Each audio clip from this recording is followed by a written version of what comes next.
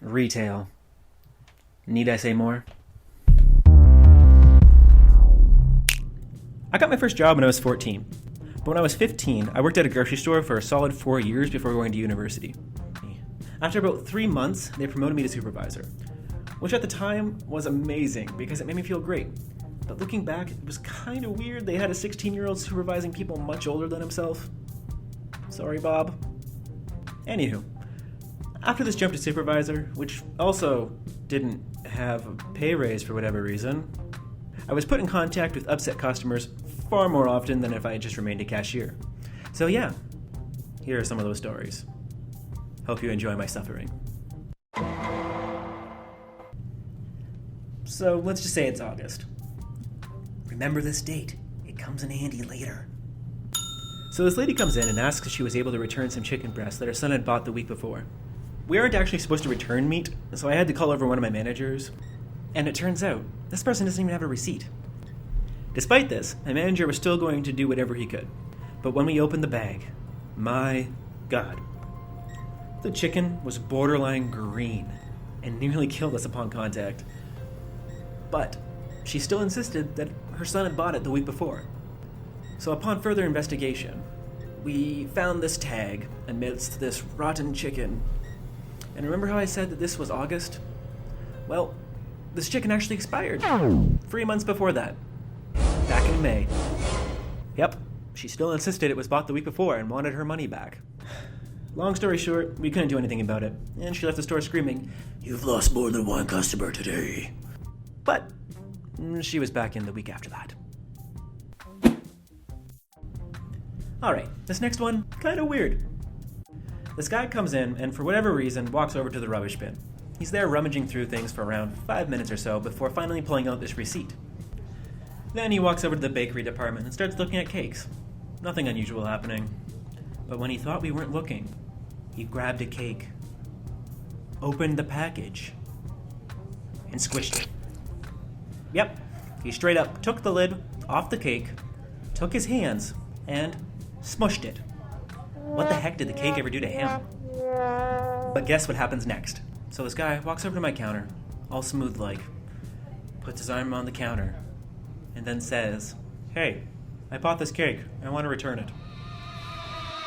So I cranked the sass up to 10, breathed in, and said, "No, you can't have a refund." Finish him! Let's just, for the sake of this video, say I did say it like that, because I want to feel like a badass. Which I totally am. A badass. In real life. Actually, no, I said that in a nicer way. I said, "Sir, we saw you pull the receipt out of the garbage and squish the cake. No, you can't have a refund." Since I was still in high school and wasn't available during the day, I worked the night shift a lot. We were a 24-hour store, and as you can imagine, some pretty interesting stuff happened at night. Unfortunately, it wasn't always pleasant, but hey, at least I got some good stories out of it. Anywho, late one night, some teens came in, about the same age as me or a little bit older, sometime around, let's say 11:30 p.m. They came in and started making a lot of noise and laughing, just typical teenage stuff. Nothing outside the usual. But my manager decided to start following them just to make sure they weren't up to anything. And so began Operation Teen Pursuit. He follows them for about 15 minutes, then gets distracted by another customer. They then left the store a little bit later with some flour on them. And I found myself walking around later and eventually make it to the baking aisle. And then I remember, hey, those kids had some flour on them. That's kind of suspicious. I sure hope that nothing bad has happened. Well, it turns out those teens, who were the only ones in the store, the reason they had flour on them was because they decided it would be a great idea to dump a bunch of flour on the ground, all over the aisle, all over the counters, all over the other products, and then spray oil all over it. Vegetable oil, canola oil, and olive oil. So essentially, it was liquid gold. And they poured that stuff on everything, and they ruined all the cake mixes on the shelves and everything else. It was a disaster. Please don't ever do this. That was a pain to clean up. This next one in particular really irritates me. Like I mentioned before, I was a supervisor when I worked at this grocery store. And I supervised the front end and oversaw all the cashiers and their breaks, the customer service, and whatnot, all that fun stuff. But this one time, one of my cashiers came to me crying. We'll call her Jessica. Keep in mind, Jessica was one of my best cashiers. She comes up to me crying, barely able to hold it together, and says, "I need help at my cash register." I go over to see this very angry-looking guy who immediately gets in my face and starts accusing my cashier of trying to scam him out of $20. And he's not throwing any punches. He went on and on about how she couldn't count and how desperate we must have been as a company if our hiring standards were so low. I ended up counting the till just to make sure. But sure enough, it wasn't over. Like, not even by a cent. But my manager still ended up giving him the money, basically rewarding this horrible behavior. And I even had to tell him, "Have a good day, sir. Sorry for any inconvenience." And you want to know how he replied? "You better be sorry." Just because you're mad doesn't mean you get to disrespect other people.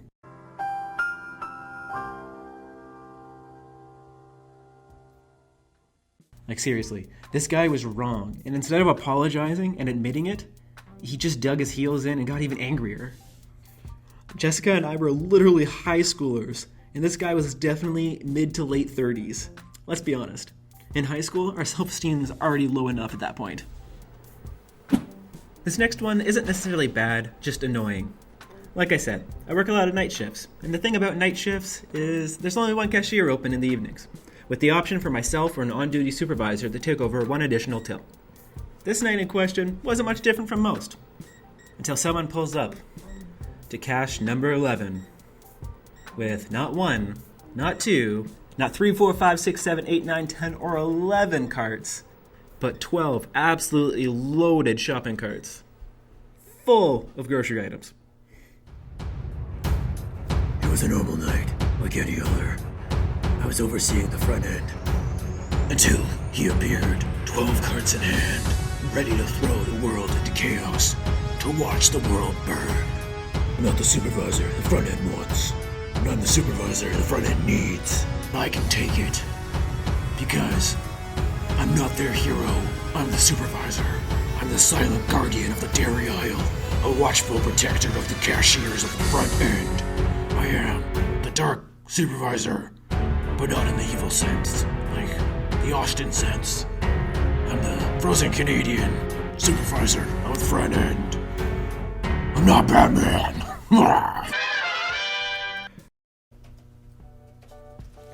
So I worked at this place for a solid 4 years and have a lot more stories. So if you like this video, please consider dropping a like. It lets me know you enjoyed it. I was originally going to be talking about shoplifting, but turns out I have a lot of those stories, and they're way crazier than the ones I told in this video. So if you want a part 2, let me know in the comments down below. Thanks so much for watching this. It really means a lot to me. Stay cool, everyone. I'll see you next time. In the meantime, enjoy some bloopers. So one of my managers starts his covert operation. Operation Pursue the Adolescents. In a non-sexual way. I just now understood what that meant.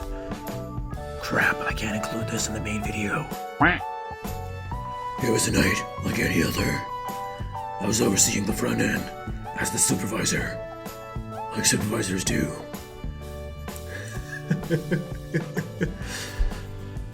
I am the watchful protector, the silent guardian of the dairy aisle.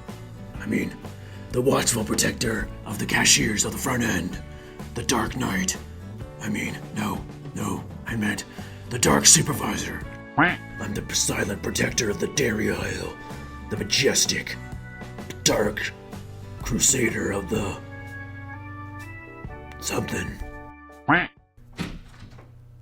You just ruined my recording. Sorry. How could you do this to me? Did you see my text? No, I didn't. Sorry.